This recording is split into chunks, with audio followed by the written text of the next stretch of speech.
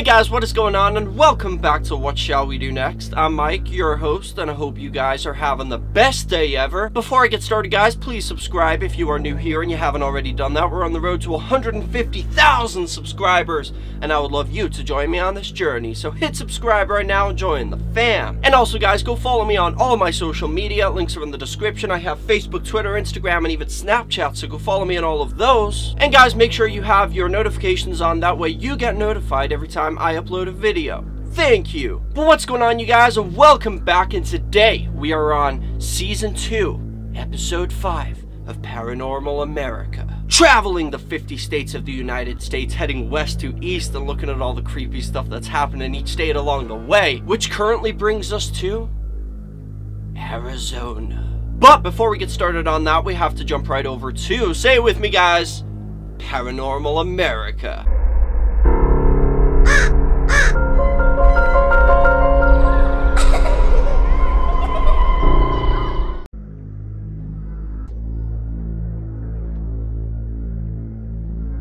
Welcome to Paranormal America, and today we are talking about the Skinwalkers of Navajo Mountain, which is located in Arizona. So the story of the Navajo Mountain Skinwalkers is, I feel like I've read this before. Either I've done a video about this before, or I've just read it before, but I'm having deja vu when I read this story, guys, and it's a really good story, and I don't know if it's true or not, but it's really disturbing. But enough of the jibber jabber, let's jump right over to the story.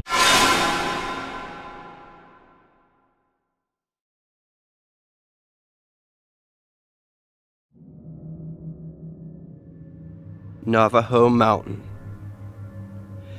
Navajo Mountain is a scary story about a Native American man who encounters a skinwalker. When I was in high school, our history teacher took a group of us on a backpacking trip to Navajo Mountain. One night, while we were all gathered around the campfire, he dropped a story on us that chilled us to the bone. This teacher is very sensible and well-liked. He assured us that he doesn't normally believe in ghost stories and the like, but he's convinced that the man who told him this story is for real. Navajo Mountain sits on a reservation in northern Arizona, and it's reputed to be haunted by several skinwalker spirits. These creatures are known as Native American shapeshifters. They say the skinwalkers of Navajo Mountain are bloodthirsty beings who protect the cultural relics, which can be found at ancient sites throughout the mountain. It is said that the Skinwalker of Navajo Mountain will kill anyone who disturbs the artifacts, and then they will take on the shape or skin of their victim. The site has a lot of ancient artifacts, such as arrowheads, pottery shards, and the artwork on rock faces. While we were camping there, we saw lots of these artifacts, but we were strictly warned not to touch any of them. My teacher said that the last time he traveled to Navajo Mountain was about 10 years ago, during a summer vacation. He was there to do some hiking and camping. He had only been on the mountain a couple of days when a storm rolled in. There was thunder and lightning, and it was raining heavily, so he quickly packed up his gear and drove to the nearby town to wait out the storm. While he was sitting in the local bar, nursing a beer, a strange, bedraggled man came in and sat down at the bar beside him.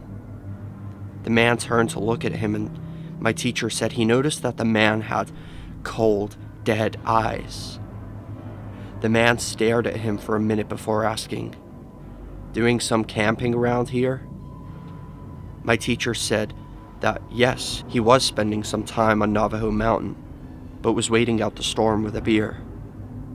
The man nodded and said, "I've seen some crazy things on that mountain." Intrigued, my teacher asked him what he had seen. The man said he used to have a stall selling Native American artifacts by the roadside to tourists who were driving through. He had some Navajo blood in his family, and he had a reservation-issued permit to pick up small artifacts from the area, like pottery shards and small stone tools. The man said that he had two brothers, one older and one younger, who would often help him comb the mountain for objects they could sell at their stand.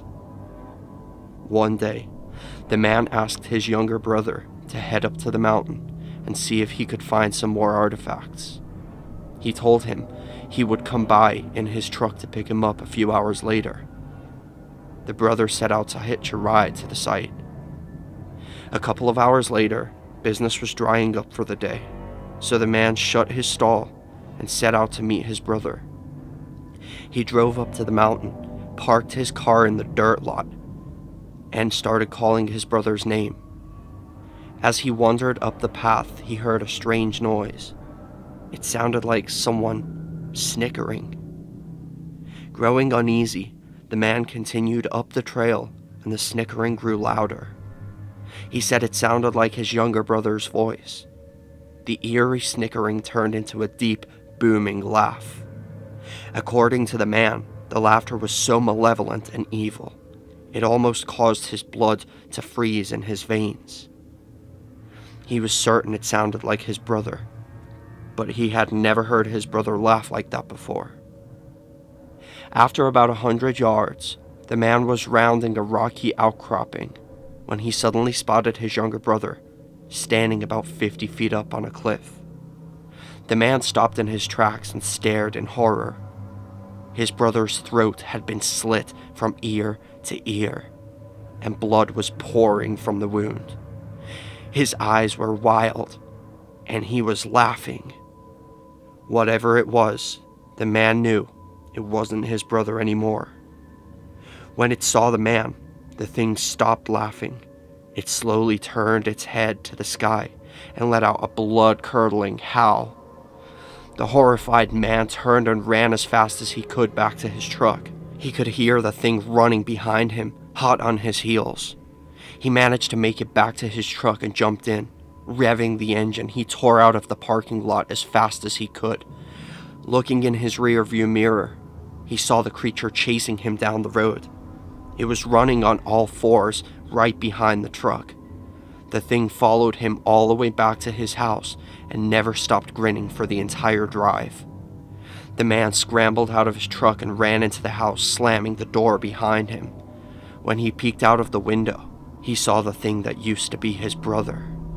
It was sitting in the middle of his lawn, grinning up at the window, blood still dripping from where its throat had been slit open. This went on for 2 days. The man was too terrified to leave his house. Occasionally, the creature would laugh its horrible laugh or howl at the moon. On the 3rd day, the man called the local shaman for advice. The town shaman was highly disturbed by this news and advised the man to stay in his house until the moon starts its waning phase. At that point, he said, the skinwalker would return to the mountain.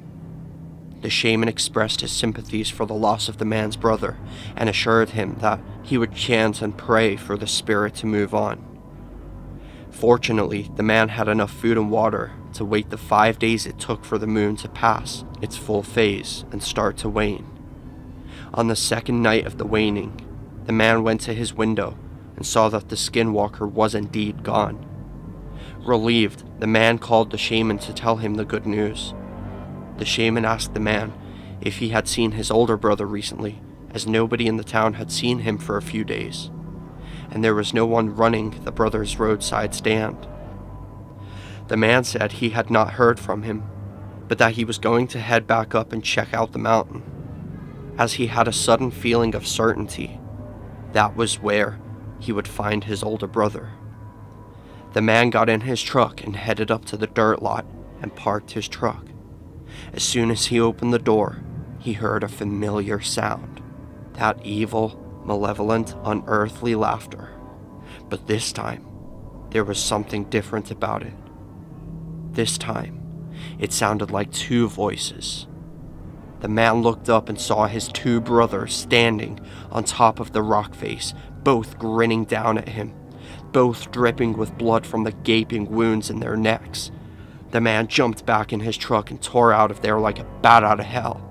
He didn't even look in his rear-view mirror until he got to the edge of town, where he finally did check. There was nothing following him, just the memory of his brother's dead laughter.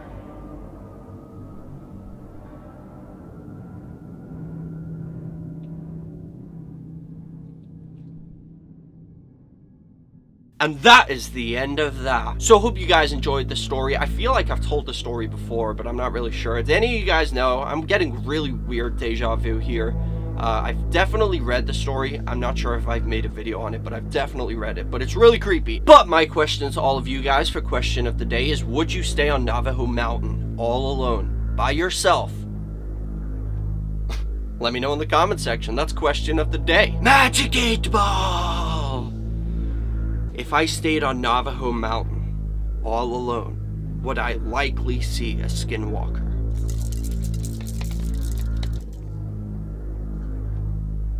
Very doubtful.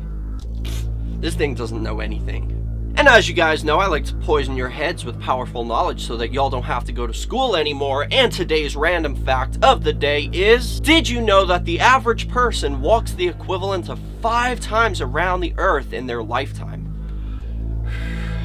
The more you know.